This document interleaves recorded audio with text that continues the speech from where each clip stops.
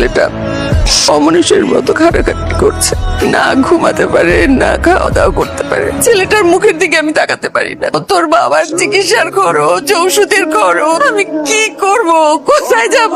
Saudi আরবের একটা free visa আছে, ফ্রি ভিসায় ওকে আমরা সৌদি আরব পাঠাই দিই। তুমি নট যাবো করা লাগবে না, জাস্ট গাড়ি ধোবে।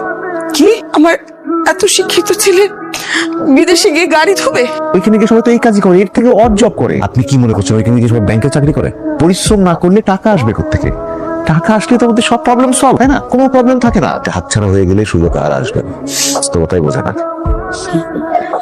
আমি তোকে ছাড়া থাকতে পারবো না রাফি। রাফি, আমার বিয়ে ঠিক হয়ে গেছে, প্লিজ কিছু বলো। তুমি ছাড়া অন্য একজনের সাথে সারা জীবন থাকতে পারবো না। প্রতি মাসে বাবা মেডিকেল অনেকগুলো টাকা লাগে, ব্যাংক লোন, বাসা ভাড়া, বাজার। নিজেকে বোঝা মনে হয়, পরিবার, সমাজ, পুরো পৃথিবীর কাছে নিজেকে বোঝা মনে হয়।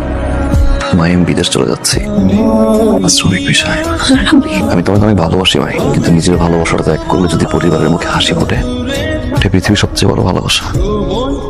পরিবারের জন্য যারা নিজের ভালোবাসা কোরবানি করেছে, আল্লাহ হয় তাদের দলে হাসি ভাই।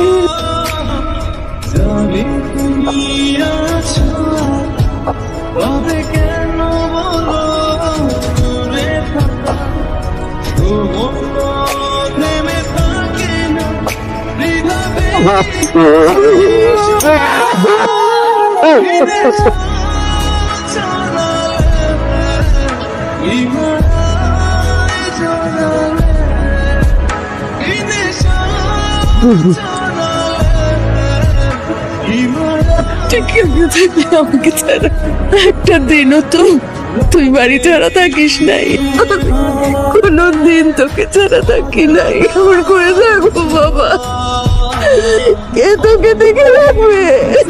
আল্লাহ দেখে রাখি, আল্লাহর উপর ভরসা করো মা। আমার মুখটা খালি হয়ে গেল রে বাবা।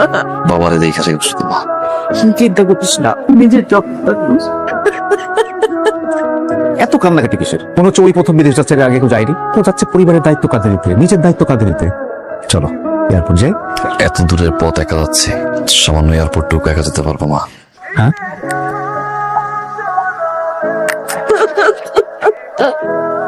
জীবনের কঠিন বাস্তবতায় এভাবে আদরের সন্তানেরা পরিবারের জন্য নিজেদের জীবন উৎসর্গ করে।